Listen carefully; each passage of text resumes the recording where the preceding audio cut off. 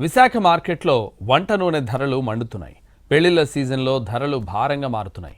Refined ఆయిల్పై 20 రూపాయల ధర పెరిగింది. కేంద్రం దిగుమతి సుంకాల ప్రభావంతో మార్కెట్ స్పెక్యులేషన్ ఉందని చెబుతున్నారు వ్యాపారులు. ఈ ఏడాది జనవరిలో లీటర్ వంట నూనె ధర 170 రూపాయలకు చేరింది. దీంతో సామాన్యులపై భారం పెరుగుతోంది. వంట నూనెల ధరలతో సమానంగా మార్కెట్లో ఫుడ్ రేట్స్ పెరుగుతున్నాయి. మరోవైపు దేశీయంగా తయారయ్యే నువ్వులు, పల్లి నూనెల ధరలు మాత్రం 20 నుంచి 40 రూపాయలకు తగ్గాయి. రిటైల్ అమ్మకాలలో మాయాజాలం కారణంగా జరుగుతున్న నష్టం తగ్గించాలని జనం కోరుకుంటున్నారు. వంట నూనెల మంటలపై మరింత సమాచారం మా ప్రతినిధి రవిచంద్ర అందిస్తారు. వంటింట్లో నిత్యావసర సరుకులు మంటలు పుట్టిస్తున్నాయి. ప్రధానంగా వంట నూనెలు ధరలు గణనీయంగా పెరుగుతున్నాయి. గడిచిన కొన్ని నెలలుగా పెరగడమే తగ్గడం అనేది కనిపించట్లేదు. అంతర్జాతీయంగా మారుతున్న పరిణామాల నేపథ్యంలో ఇంపోర్టెడ్ ఆయిల్స్ మీద ఆ ప్రభావం చాలా స్పష్టంగా కనిపిస్తోంది. 170 రూపాయల మార్కును దాటి కొంత వెసులుబాటు కలిగించినప్పటికీ కూడా ప్రస్తుతం ధరలు అయితే కొనసాగుతున్నాయి. సామాన్యుడికి ఇది మరింత భారంగా మారుతున్న పరిస్థితి ఉంది. ప్రస్తుతం మన దగ్గర వినియోగదారులు ఉన్నారు. సార్, ప్రధానంగా వంట నూనెల ధరలు ఏ విధంగా పెరుగుతున్నాయి? వీటిని అందుబాటులోకి రావాలంటే ఏం చేయాలని మీరు అనుకుంటా ఉన్నారు? వంట నూనెలు అయితే చాలా భారంగానే ఉన్నాయి ప్రతి వాళ్ళకి కూడాను. ఒక పక్కనేమో పెళ్లిళ్ళ టైము, ఒక పక్కేమో పండగలు. ఏం చేసుకోవాలన్నా కూడా చాలా ఇబ్బందికరం. అంటే పైకి మాత్రం మధ్యతరగతి ప్రజలు కాదు, లీస్ట్ కింద తరగతి ప్రజలు ఎవరు చెప్పుకోలేకపోతున్నారు.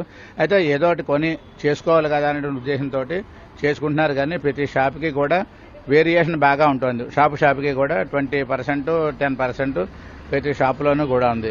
హోల్సేల్ షాపుల్లో ఓలా ఉంటుంది, మామూలు షాపుల్లో ఓలా రేట్లు ఉంటున్నాయి.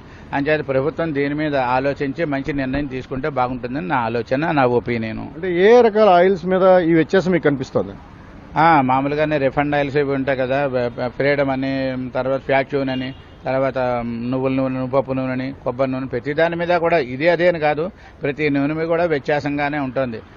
అంటే ఎవరి మట్టుకు వాళ్ళు మాట్లాడలేక కొని పట్టుకెళ్ళిపోతున్నారు. కానీ ఎందుకంటే ఎవరు అక్కడ ఉన్న రేటు వాళ్ళు అమ్మిన దాన్ని ఇచ్చేట మా గట్టిగా బాధలు వేయడానికి దానికి ఉండదు. కాబట్టి వాళ్ళు అన్న రేటు ఇచ్చుకుని తీసుకుని వెళ్ళడానికి ప్రతి వాళ్ళు ప్రయత్నం చేస్తున్నారు. ఒకసారి మామూలుగా అడుగుతారు ఏమంటే తగ్గుతుందని, కానీ వాళ్ళు పెరిగిపోయినా అంటున్నారు. ప్రజలు కూడా ఇంకా తప్పక కొనుక్కొని వెళ్ళి వాళ్ళు వినియోగం చేస్తున్నారు. అంచేత దీని మీద గవర్నమెంట్ మంచి నిర్ణయం చేసుకోవాలని నేను ఒక పౌరుడిగా కోరుకుంటున్నాను. ప్రస్తుతం మన దగ్గర ఒక షాపు యజమాని ఉన్నారు.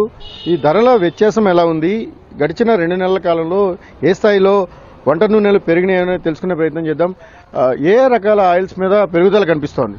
రిఫైండ్ ఆయిల్ ఇంకా పామాయిల్ మీద అయితే కిలోకి 20-25 రూపీస్ పెరిగినట్టు కనిపిస్తుంది ఒక 2 monthsలో. మళ్ళీ ఇప్పుడు తగ్గుతుంది కానీ ఒక రేట్ ఉండట్లేదు.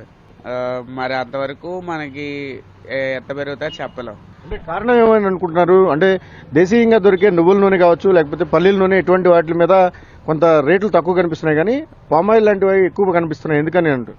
నువ్వు పప్పు నూనె, వేరుశనగ కొబ్బరి నూనె మన తయారై అవి మన రిఫైండ్ ఆయిల్ బాగా మనం కాదు కానీ మనం చెప్పలేం అది ఎందుకు అని పెరుగుతుందని. రిఫైండ్ ఆయిల్స్ ప్రధానంగా వాటి మీద నియంత్రణ అవసరం అవుతుంది.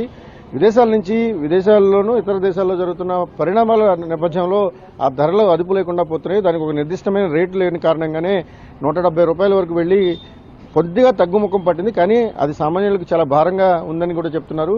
ఈ 2 నెలల సీజన్లోనే పీక్స్, దాదాపుగా పీక్ రేట్ను చూసి మళ్ళీ వెనక్కి వస్తుంది. ఇక దేశీయంగా తయారయ్యే నువ్వుల నూనె కావచ్చు, లేకపోతే పల్లీల నూనె వంటి వాటి మీద కొంత వెసులుబాటు ఉంది. సామాన్యులకు అవి అందుబాటులోనే ఉన్నప్పుడు కూడా రిఫైన్డ్ ఆయిల్స్ ప్రధానంగా వాటి ధరల విషయంలో స్పెక్యులేషన్ కనిపిస్తోంది. ధరలు నియంత్రణలోకి రావటం లేదనేది అటు వినియోగదారులు, ఇటు వ్యాపారులు కూడా చెప్తున్న సమాచారం. Cameraman Sridhar, Ravichandran TV, Visakhapatnam.